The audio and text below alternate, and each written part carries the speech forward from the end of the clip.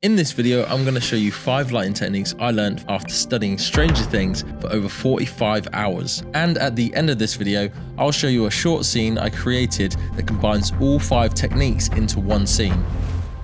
If you're new here, I'm John, cinematographer and filmmaker, and I'm a massive fan of Stranger Things. Noah, do you like Stranger Things? Yeah.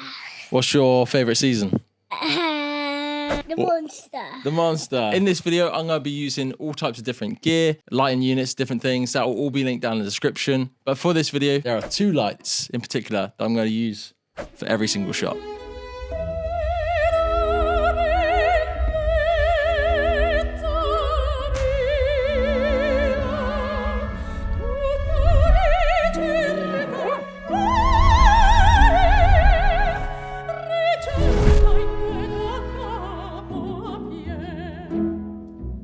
So here's how this is going to work. We're starting at level 1, the simplest technique, and with each level, the lighting gets more technical. So let's start with level 1, texture. Texture is a great way to add interest and depth to a shot. On the wall, behind Lucas, here across the background, and here on what would otherwise be a completely flat wall.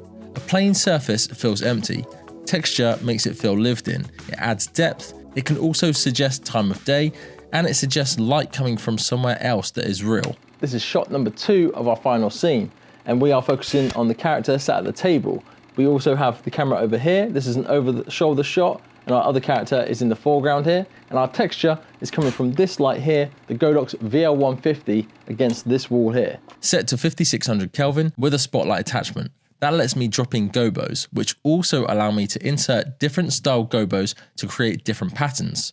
I chose a window grid pattern, not because it looks cool, but because it feels motivated. I can keep it sharp or soften it slightly. The rest of the lighting supports the scene. But this is the layer that adds depth. With the actor in position, I can then check the shot using my iPad as a larger screen to make sure I'm happy with how it's looking. And this is the final shot. Level 2, top light. Stranger Things uses this constantly. Sometimes it's practical, where characters walk directly under visible fixtures in the shot. Other times it's invisible, just a soft ambient source from above. Not motivated by anything specific, just shaping the space. In this shot before the doors open, we can see that there is a light above it. When the character stands in frame, we can see this light working. It catches the hair, it hits the shoulders, it edges them away from the background.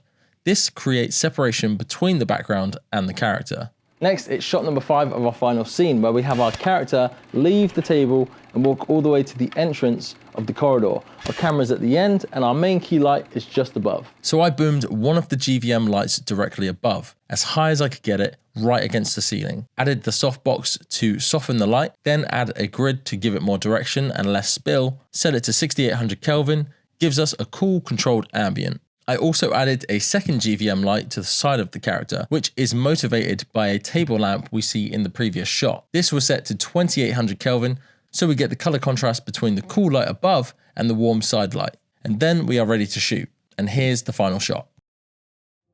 Level 3, extending light. In this scene, Mike walks into frame. The window is bright, but the window isn't doing all the work in terms of lighting the characters. Above it, out of frame, is another light, which is extending the light source. And it works because it's motivated by the window. So this is what we're going to do in our scene. Next is shot number 1, where we're going to shoot a profile of our main character looking out the window. Our GVM 300 is going to be outside, and our other light is going to be just above the window. First, I place the GVM 300 outside. Set to 6800 Kelvin, that becomes our moonlight. It floods the window. It also throws a shaft of light across the chest of the actor and across the background. Then I add the extension of light from inside, a GVM Z200B, boomed above the window, softbox on, grid attached, as high as I can get it so it's out of the shot. This light is motivated by the window, but it gives me control over the exposure of the character's face. I check exposure using false color on the iPad. The rule is simple. The face cannot be brighter than the window. If it is, the illusion breaks. I rotated the panel 90 degrees, which let it reach further back on the character, and it deepened the shadow towards the camera. Then one final check on false color again, and we are ready to shoot. And here's the final shot. Level 4, cross key.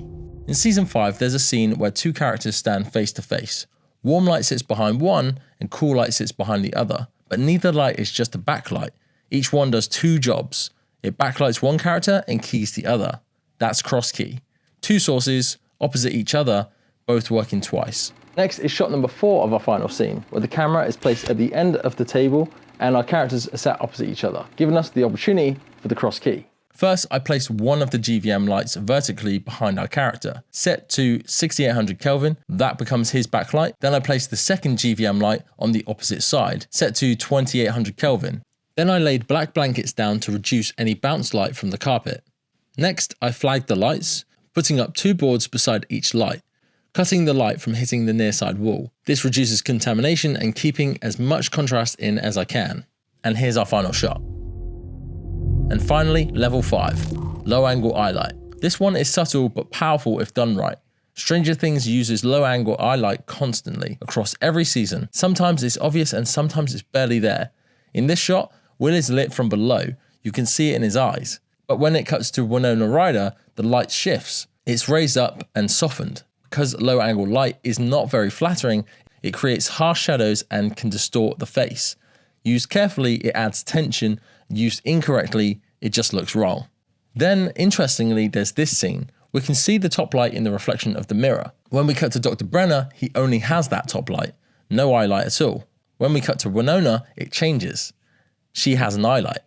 Why?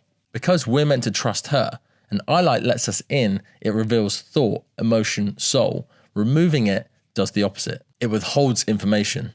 That's not accidental. That's storytelling through lighting. And finally, it's shot number 3 of our final scene. Our character's gonna be sat at this table. Here's the camera for the close-up, and here's our key light for that low angle eye light. First, I placed the GVM panel on the floor, angled upwards, set to 2800 Kelvin, softbox on, and grid attached to help us keep that control. Then I refined the exposure using the false color on the iPad. Above the character, I added a second GVM panel set to 6800 Kelvin directly overhead. That creates our color contrast. And finally, we added in our texture background and a practical lamp as well. And this is the final shot.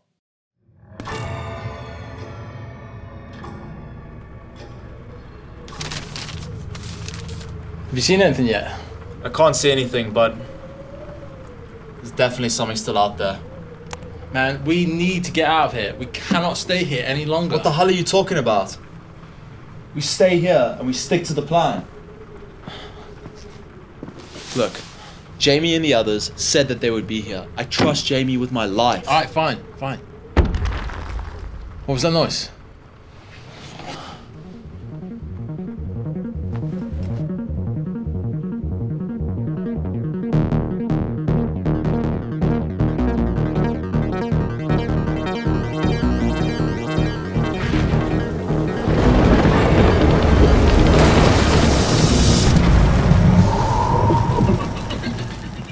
Jamie and the others said that they would be here. I trust Jamie with my life. Stop smiling. Jamie with my life.